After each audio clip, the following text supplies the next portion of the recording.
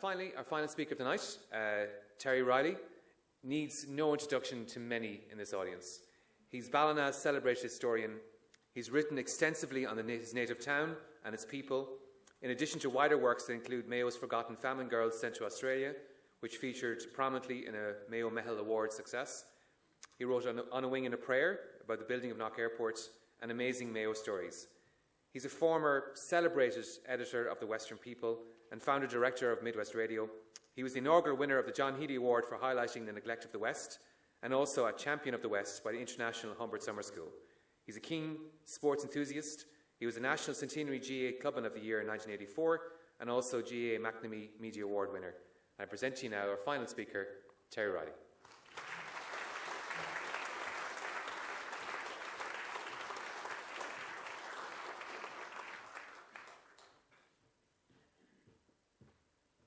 Thank you, Liam. Thank you, Liam. It's brilliant to be here and to see so many people, because I kind of had a bet that there wouldn't be too many people here tonight. So I'm astounded that there are so many people here tonight. Great interest in history, and I think it's coming alive again. And I think back to when I learned my history from Jimmy Gilvary, Sean Duffy, Jackie Clark, and all these people that I would have known, and my granduncle Fred, and these people who placed to me a love of history. And Jackie Clark was a great man to call me up and give me a book and say, why don't you follow up this and why don't you do that? And you get into it, and I find research fascinating. Writing, I find a bit of a chore, but research is fascinating. Now, can I work this yoke? Now, I just start here and talking about the revival of history. I don't know how many people have been at this mural just across the river from us here, and it relates to the Battle of Arnery in 1856, and has been done by Ballina Community Cleanup, and the guy who led the team was Dermot Rice. And there's so much symbolism in this actual mural which is up there. For instance, you can see two girls there. They represent local girls who were around the time. The church here is, this church here is the Augustinian church, which is there since the 1400s. And that was there to witness this slaughter of the Irish and the Scots in 1856. About 3,000 people were slaughtered at the bank of the river over here. And the River Moy ran red with blood. And those who survived and got to the far side were also killed. So, and Richard Bingham was the guy who orchestrated it all. He was the governor for Connacht, and he was sent here by Queen Elizabeth I to sort out the Irish. You see him over, you see the horse over here? That's his horse. But you don't see Richard Bingham, because he'll never show his face in Ballina again. The daisies here represent the people who died. And funnily enough, or remarkably enough, daisies grow every year on the river bank outside this site where the people would have died. So that represents the people who died. See the commemoration of the starlings up here and how they formed together to protect themselves? Well, that was the people of the community who were running away from this guy, Richard Bingham, Richard the Terrible. And Richard, of course, was related to Lucan. And there are many other symbolisms there, but it's fantastic to see history being revived in this way and being remembered in this way. Now I'll move on if I can. The ridge pool, the fishing, yeah, there's the ridge pool, and it has been referred to several times.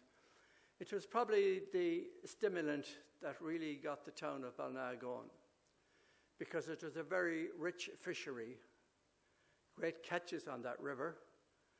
And the monks in the Augustinian Abbey had rights to the fish at one time, but about 1609 the crown took possession of the river, and it was rented out and sold out to various wealthy landlords. Eventually, at about 1860, 1850, it became the property of the Little family from Scotland.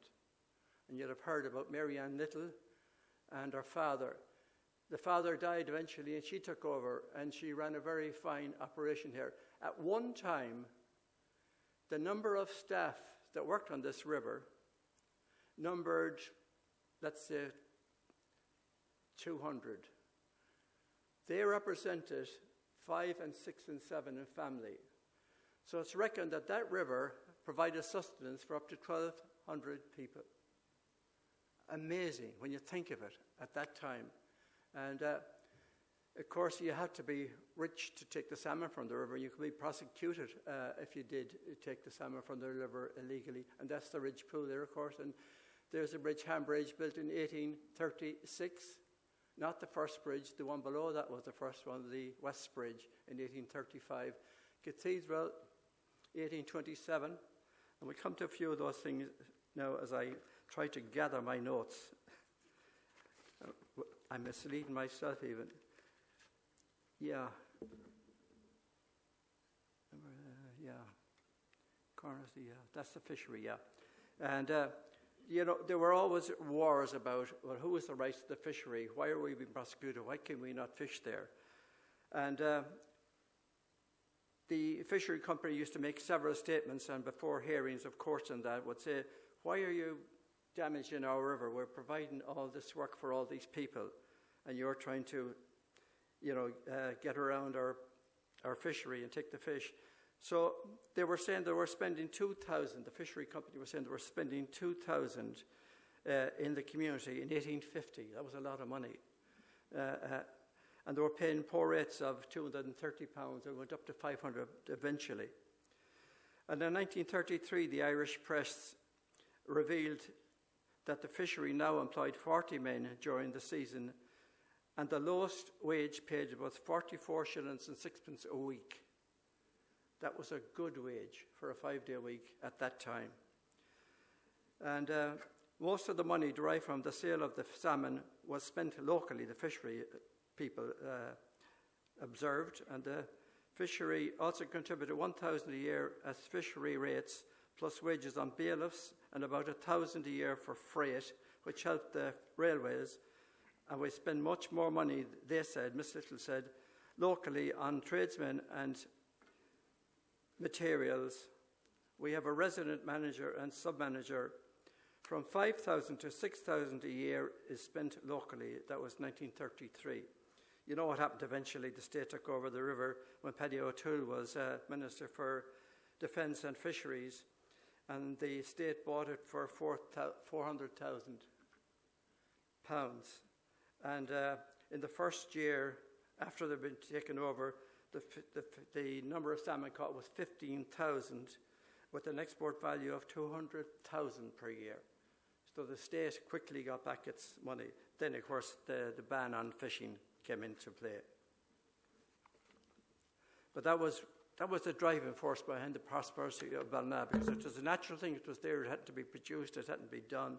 It was there, and people managed it. They weren't very popular with the local community. There were lots of prosecutions. You'd be mad if you went through the local papers at that time. The number of prosecutions for illegal fishing, enormous. Military quarter in Ballina.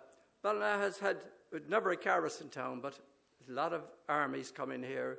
Lots of campaigns being conducted from here, starting back maybe with Lord Reilly the first, because Barrack-Hill was down there, and there was a castle down there just beside the Presbyterian Church. And we had, eventually, the landlords began to be attacked by secret societies in the area. So they set up the Loyal Ballina and Arnery Volunteers in 1779. And they wore a tunic, and they had, well dressed out, and they had their own horses, which they sometimes stabled here, which was built in 1740, but they used that there. And you can see at the top end, can't see it there, but the top end, that's where the horses were stabled. People often wonder where the horses are stabled. That's not working. There, horses are up there. And all these were places where they would assemble to train. Market Square outside there. And that was all open. And that's Mayo Meitheal's house now, the solicitor's house. Down there, that's where he lived. That's where Colonel King, who was in charge of this volunteer group. And that was his garden there. And he was so much revered in Ballina that when he had guests, he'd send down to Lacken or Kilcummin for some fish. And the fishermen would come up and line that wall with fish. He was really well respected. And he left a lot of money to the poor in the town. King Street was named after him. It's now Reilly Street, obviously. After that came the government in 1793. The British government in 1793 was worried about invasion from France. And that was 73, that was 5 years before Humbert arrived. So they set up a militia around the country, and they had many thousand Irish guys in the militia. We had two militia groups in Mayo, the North Mayo Militia and the South Mayo Militia. The North Mayo Militia was stationed here.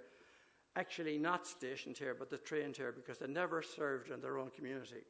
And the Westport people were under Brown, and they served also around the country. But they had no problem in getting young guys to join the army. It became the done thing.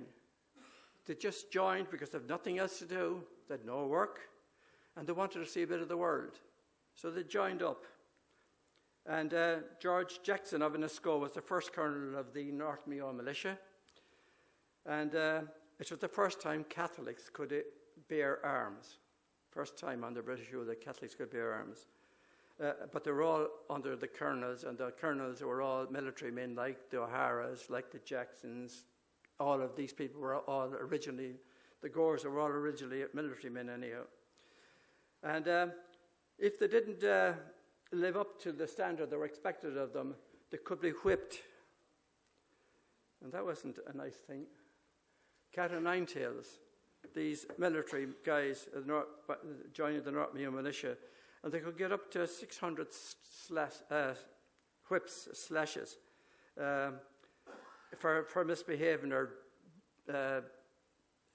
behaviour unbecoming to the military. And there was a lot of drunkenness because these guys had money. Now they had money, so they could go out and spend it, so they come back drunk. And the drum major would be called, and he'd start tapping the drum, and this guy was tied to the station, and he was whipped, maybe 200 whips. And that's the first realization that we could break the sound barrier, was a snap of a whip. Can you imagine how fast it goes? That's the sound barrier broke for the first time. And we'd have the sound barrier broken a few times about now, the way these guys got it. The colonel was paid 13 shillings and a penny for a colonel, and a corporal earned 10 shillings and a half, 10 shillings and sixpence, drummer 9 shillings and a half. The bottom of the scale, the privates earned 6p, 6 shillings and 6 and a quarter p, yeah. Nevertheless, they were well paid in comparison to civilian life at that time, and there was no work anyhow. Marching, they had to march every place, the North Mayo Militia. So they'd head off from here and head for Cork or someplace, wherever they were asked to go. And they had to do 40 miles a day at a particular pace. And their wives sometimes went with them on the backs of carts. And the wives prepared the food and did the laundry. But the wives had to be selected by the colonel to get the nod to go. So it wasn't, as I said, it wasn't an easy thing. And funny enough, they joined from the North Mayo Militia into the Connacht Rangers, and then they saw action around the world. Connacht Rangers were everywhere, way, way back. They were in Egypt, they were in the Middle East, they were in Waterloo, they were at the Crimea, they were in Zulu wars, they were in the Boer Wars, World War I and World War II, and that all came from the North Mayo Militia, because the sons and grandsons of these guys who joined originally did the done thing to follow their father or their grandfather. And the North Mayo Militia was noted for its music, very famous for its music, and its bandmaster was a fellow called Wallace. And Wallace was the father of William Vincent Wallace and Eliza Wallace. And they were known as the rock stars of the 19th century because they were brilliant musicians, learned from their father, left town, toured the world. The Wallaces were in America, England, Australia, New Zealand, Cuba, and opened the Opera House in Mexico. Family from this town here. And some of their people are buried in Killala and Ballina here. And they were really marvellous. And they wrote operas, Amber, Witch, and Maritana, and a pile of others. And the Americans said Wallace, James Vincent Wallace, was the best composer that ever came among them. He learned to fish on the ridge pool out here. He went to church in Arnery. No, I think that's the cup presented to Colonel Jackson. That cup is in Ennisco House. Colonel Jackson was colonel of the North Mayo Militia. He had a very fine record, actually, and the Jacksons were quite good, as Father Brendan Hoban points out in his books on the famine. They were quite good during the famine. So their property wasn't attacked. But that was a beautiful cup there. There's William Vincent Wallace, the composer. And there's his sister, Eliza. Eliza went to Australia eventually. She married a convict called Bushelle. That's how she gets the name there. She trained the young divas that came out of Australia. She helped orphanages. She did a power of great work. She was born here in this town and baptized in St. Michael's Arnery.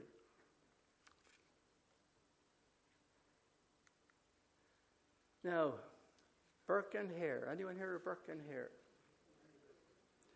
The body snatchers. Sorry. Well, there's the guy on my right, your right. There's Burke. He came with the Tyrone militia to Ballina. He married a Ballina girl and he had 2 children. He fell out with his father-in-law over a bit of land again.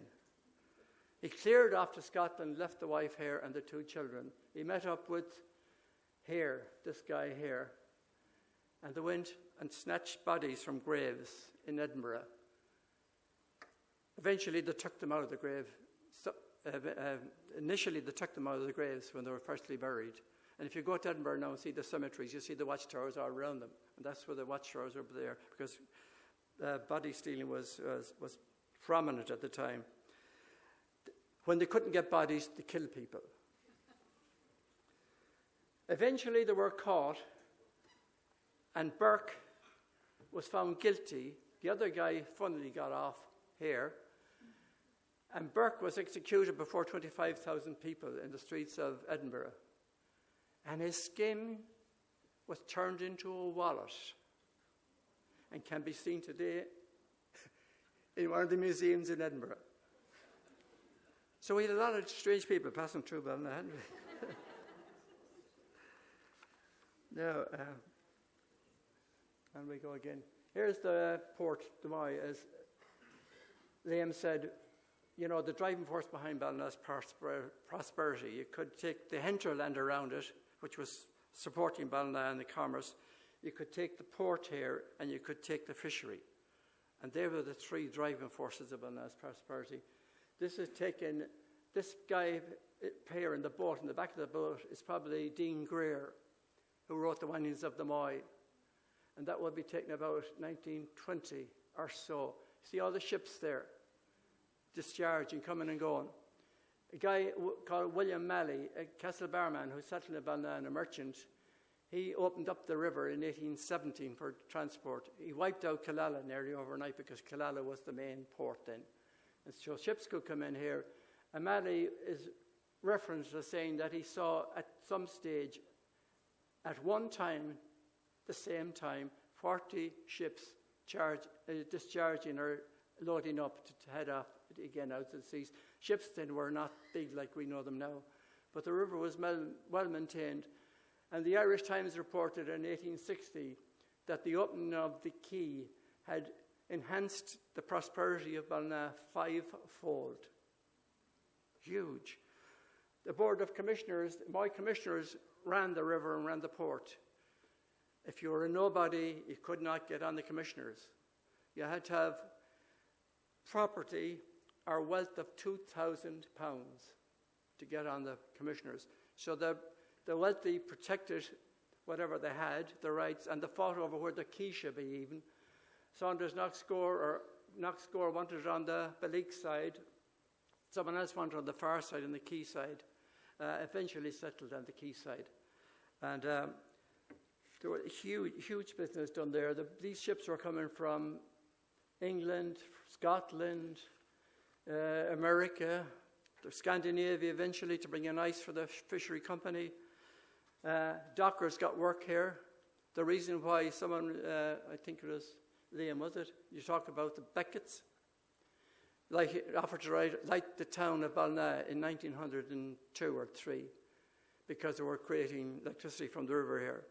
And they went to the council and they said we could do a better job than the gas company could do. But it was a political issue because if the river created the electricity, all the dockers and all the carters and all the rest were out of work. So in 1934, the gas company was still supplying heat and light in Ballina until the ESB came. And the other power that was lighting up the Beckett's machinery and house and all went to waste, really. Such a pity. We talk about a green town. We have that huge source going through us at the moment. And turbines today are very small and very powerful. And we could have lit up half the town. Talk about a green town. That's what we should do.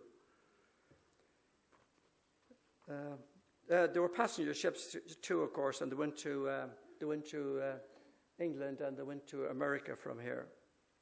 Many shipwrecks. Yeah, I see it. Yeah, there's the Creek Boom. You've heard about the Creek Boom. It's down the river there. That was built in England after the First World War, built of concrete and steel. And she served in the Baltic, actually, that ship, and she was one of the tugs. Lovely ship.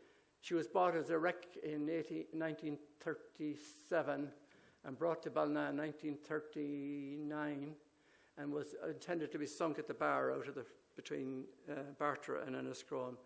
But she had cracked slightly and they couldn't pull her back out again, so she still lives there, and a great history behind the Creek Boom. Now, Matthew Webb, another connection with Ballina. This was the guy who swam the English Channel for the first time.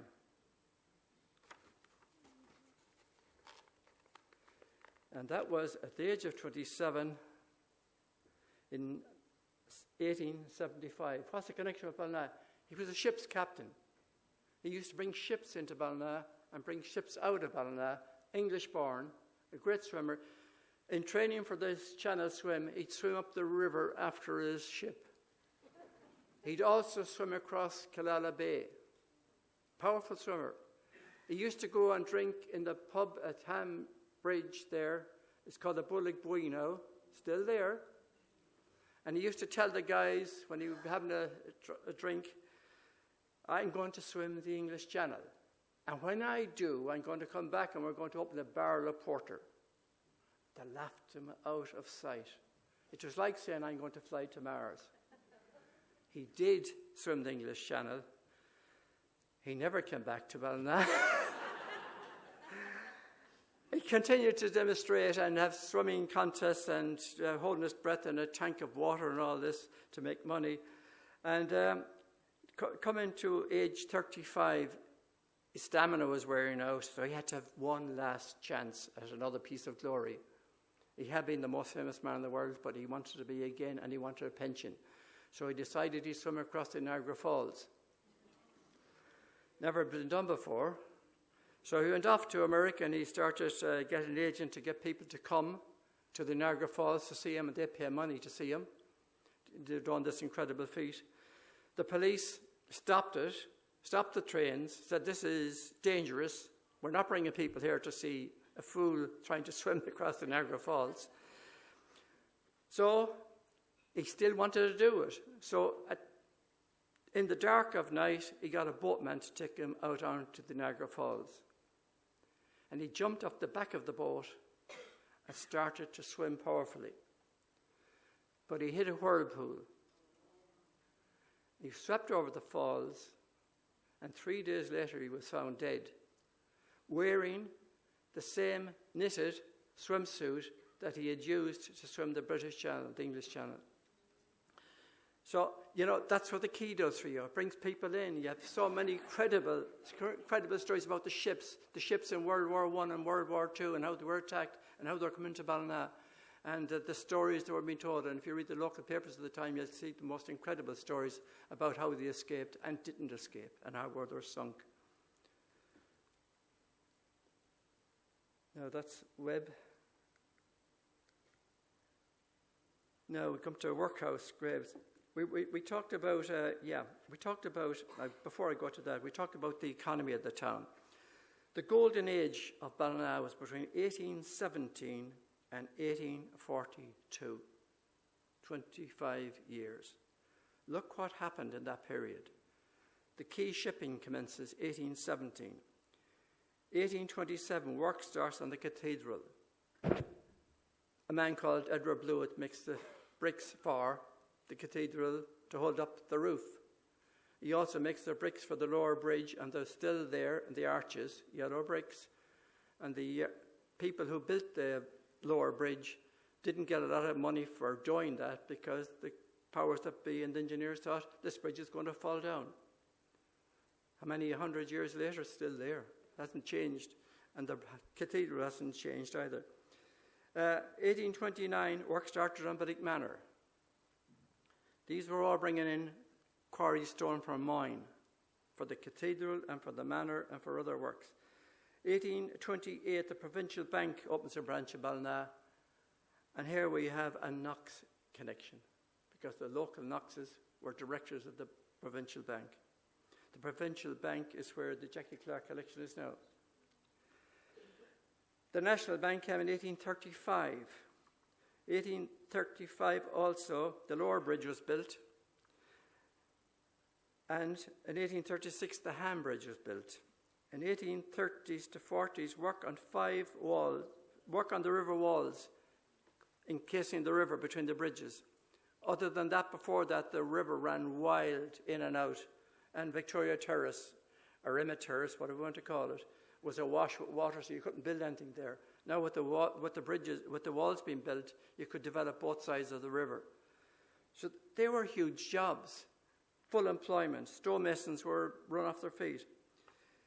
Then you had 6 terraced, 2-bay Georgian houses built on Knox Street. When David showed Knox Street there, you saw those fine buildings, cut stone fine buildings. They're still there today, the loft and those right down. And they were built in 1820s and 1830s. And in the late 1830s, work began on the Workhouse, a massive, massive piece of work, the second largest in Ireland. There were different tiers. Ballina was in the second tier, way above a lot of other workhouses. So you can imagine how busy workmen were, and how the prosperity of the place would get such an injection over those 25 years. Every day was Sunday, because there was massive amount of work, and skilled people were here to do the work.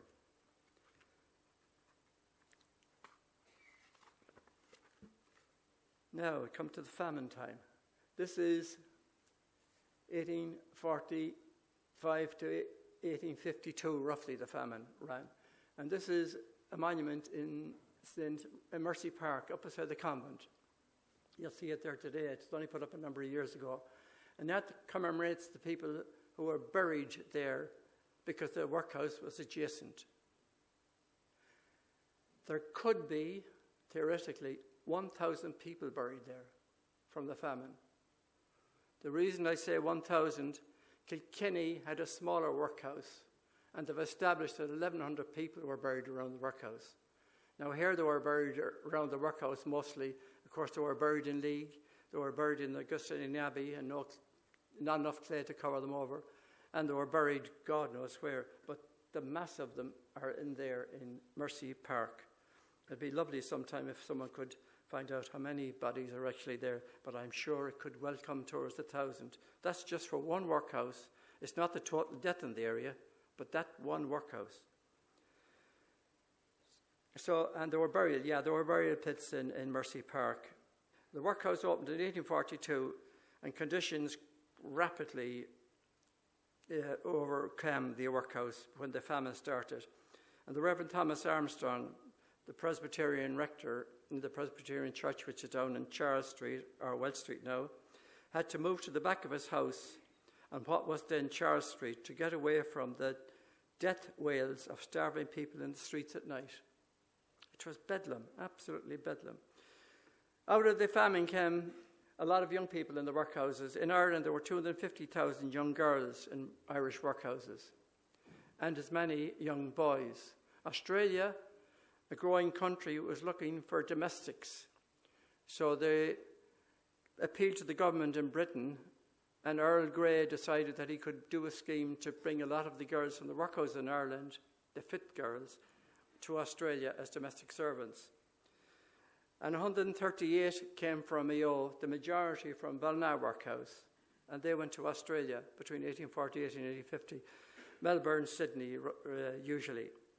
And they got to work there as domestics largely.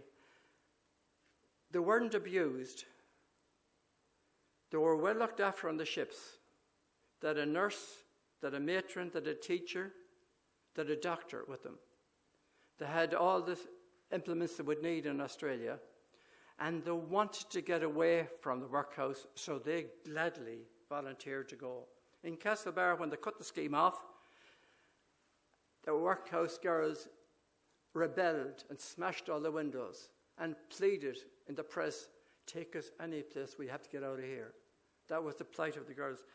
The Mayo girls who went to Australia, I managed to track down all of them. I didn't do it personally, but there's fantastic records in Sydney and the Sydney archives, and I visited there a few times to see where they might have gone and who they were and that, and they've all the records there. So we were able to trace every one of them and their addresses in Ballina. Absolutely fantastic. Some of them did very well. They went at 14, 16 and 18. 2 years after arriving, they were married. They just snapped up by usually convicts who were now freemen and usually British. Some of them did very well. Some of them committed suicide. Some of them were abused and beaten into a pulp. All recorded in the Australian press. So a terrible side of things. There's the dispensary in Ballina, so that's part of the workhouse. And Jean Kennedy Smith put up a memorial there to the front of the workhouse a number of years ago in the 1980s. And Jackie Clark was one of the people involved in having the memorial put up on the front of that. There's the Famine Girls quilt. You see it in the Jackie Clark collection, done by Ballina Costume Company and Jane Crane, the leader of it all. And all the names of all the girls, the Mayo girls, are there on that quilt. Some of the patches are done by descendants of these girls. I came across an extraordinary man, Laurie Thompson. He's 93 or 94 now. And he did one for Winnie Nealis. And she was his great-great-grandmother. And she had a tough time because she was a great worker. She had a lovely family. She had a so-and-so of a husband who drank and gambled. She saved first for a house. She managed to get it because she was midwife. She made butter. She farmed her gardens. And she sent him off to buy the plot. And he came back drunk and not a penny. Second time, she did it again. He swore this time he would pay the money. He didn't. He came back and money spent. When she died at 61 years of age, Winnie, he wouldn't put a headstone on her grave. Her family did eventually. But this guy was a gambler to the very end. Pickersgill was his name. And at 75 years of age, he challenged a young guy to race through the forest around wherever they were. And he was leading, coming out of the forest, but a branch And that was the end of Pickersgill. They were in Churchill Island, that's where they were, and I've met Laurie, as I said, and other people. Yeah. No. That's the memorial in Ballina we put up to the girls. And you see, she doesn't look like a famine girl, but we attempted to give her back her dignity, because prior to the famine, British visitors and journalists and people who, kept records described the Irish girls as beautiful girls, gaily dressed, barefooted, dancing across the bogs. So that's why we gave her back her dignity. And there's the Mayo Hotel behind it. Now, Sinead will recognise this. Last of the tenement walls in Ballina Sup.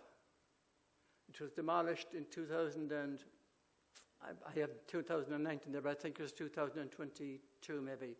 And a house was built there. That's the wall of the last remaining house in what was a slum of a slum of a slum in Ballina Sup. People lived in horrible conditions there. Here's a description of a family who lived in Ardnaree. It's by Margaret Robbins, whose people lived this story. And it appears in her book Maggie, and written in 2022. And it relates back to 1905, and the plight of the people, her people, who were forced into Chapel Lane off Abbey Street. And she quotes in the book, "Forced to move because the family could not pay the rent, they walked to number 8. They didn't need a key. The door was wide open. The dirty windows did not allow light in. 2 rooms, both clay floors, 1 fireplace, the plastered walls and sagging roof of peace scraws, 11 cottages in all, black with mould. Outside a cramped yard of gravel and weeds was hemmed in by a crumbling wall. The jacks was a dry hole under a sheet of rusty iron leaning against the outside wall. Slops were thrown into the gutter at the front." And her male relations, great-great-granduncles, were in the army, that a lot of money. She tells the story very courageously, and they drank the money, so it was every night they were out drinking, and lived in horrible conditions. But they weren't the only ones, because Dr. Francis Kane, and older people here might remember Dr. Francis Kane. He lived down where the AIB Bank is now, adjacent to it. He describes hives of human misery, describing the hovels in 1922. That's not a long time ago, 100 years ago, I know. Vile-smelling lanes, hovels of contagion and despair, was how he described it. And James Wallace Melvin, the fellow who founded Ballina Steam Nights and was known as Larry Doolin, the poet, describes the Ballina Sup was one of the major black spots. And he said, "Our landlord would nice bits of scripture quote us and remind us of Job's patience and his prayers, then brag he never gave poor tenants notice if they paid their rent and never asked repairs." They couldn't complain. If they complained, they were tufted out and had no conditions whatsoever. The council, as Liam said, the council started building, as early as 1916, the council started building houses for rent. And usually the cottages came at 3 shillings and 3 pence a week, including rates. And some of them went up to 4 and 6, and maybe a bit more. And the total yearly rental to the council was £437. And then they built and built and built. Tom Ruin and the council here and other people did a fantastic work in closing down the tenements and giving people decent houses. Now we're coming towards the end, you'll be glad to know. Humbert Monument. We've referred to this a few times. Unveiled in 1899. People say, no, 1898. No, it wasn't unveiled in 1898. It was unveiled in 1899 because the work wasn't done, and the foundation was done in 1898, but not the building itself. And the influence of the old Parnellite Home Rule people was waning. Arthur Muffetty and T.B. Kelly had passed away by 1912. However, before they did, there were indications about that the economy was on the up. The economy was on the up, and that was highlighted by John Mullen, a merchant on King Street. He had a shop right beside where Milet's at the supermarket. He employed 21 apprentices, and his annual turnover was 100,000. How many million was that in 1902? He was outdone by Patrick. No, there was Dylan. Yeah, Dylan was another merchant in Ballina, and he doubled that. 200,000 a year was his turnover. They were fabulously wealthy, and these were the Catholic merchants really coming into their own at the stage. Employing people, apprentices weren't paid for 5 years. I don't know what it is, crazy type of stuff. And the wealthy people at the time were John Mullen, the aforesaid John Mullen, Malones, the Dillons, Cooligans, Gallaghers, Arthur Muffany, H.C. Burke, the Davises, Hugh Ruddy, Beckett's, Strongs, Langs, Adamsons, Murphys, Caffreys, etc. They were the wealthy people. There are lots more, but they're an idea of who they were. Pensions then came into play. Up to 1909, people in Ireland didn't have a pension. They didn't have a pension in England either. So when the British government introduced the pension in 1909, they reckoned that 5% of people lived over 70 years of age, 5%. So they decided to give 5 shillings for a person over 70 and for a couple 7 and 6pence. So the debate began, how are we going to prove our age? And you've heard the stories of how they start to prove their age. Largely falsified. Grossly falsified. If you look at the census of 1901 and 1911 for Ballina, you see how people gained 10 years in a couple of months. So they got the money. Some of them were wheeled in wheelbarrows to the post office. Others carried on people's backs. And 5% of the population in the UK had the pension. 10% of the population in Ireland had the pension. I suppose we felt they owed it to us. So that was, and that brought an enormous amount of money into Ireland, 2.2 million a year with the pension alone, just to the economy of Ireland.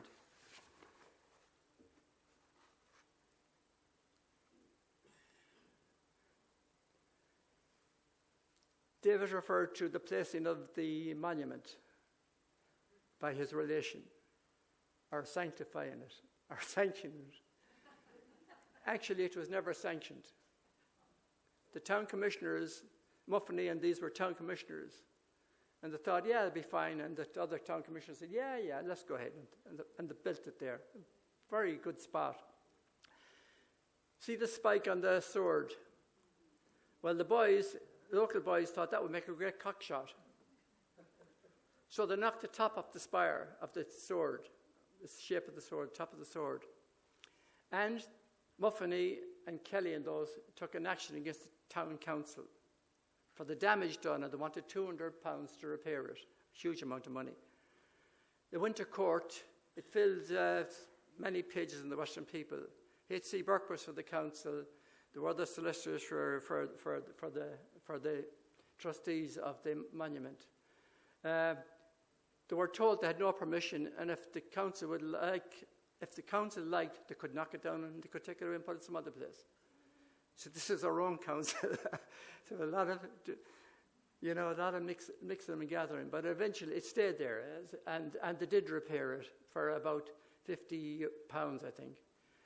Denny, the fellow who made the monument, erected originally, wanted £200 plus to repair the spike, and the biggest expense was bringing scaffolding from Dublin on the train to reach the monument. There was plenty of scaffolding in town, as they were told by the judge in court, and they got on with it and they did it. And we know now it moved again from there to where it was. I think you deserve an ice cream. After listening to this all night. This is called the Lollapalooza. Can I find the Lollapalooza? Yeah. This was a French word, and if I can find it was Allaise Fusel. Allaise Fusel. That became Lollapalooza. It was brought by the French in the 1798 to this town in Killala and up Mayo. So it meant sturdy guy, let's go, the battle cry of the Boston Sox team. You know, much used around the world after that because it was, let's get on with it. And it meant in French, fix bayonets and let's charge. Anyhow, they brought it to America, the Irish guys, and people from here, particularly it's mentioned Ballina and Killala. And the Irish Times reported this, Frank McNally, a number of years ago. And I got on to a friend in America who knows a lot about these things, and he sent me this picture of the ice cream. So what's in this ice cream? 8 scoops of ice cream, to which of vanilla, chocolate, strawberry, and butter brittle covered with caramel and strawberry toppings, plus nuts, cherries, sliced banana, and whipped cream, all served in a souvenir goblet to take home. It was a big hit in Minnesota and places like that. It still is. It has been revived. It's now on the menus again in some of the restaurants around there. And, wouldn't it be a great idea for the next Salmon Festival? Someone would join me in a little business. We could set this up, bring it back to its origin, Lollapalooza, at €15 a jug. We'd make a lot of money. Now, I know I've bored you enough. Thank you very much for listening to me and for listening to all.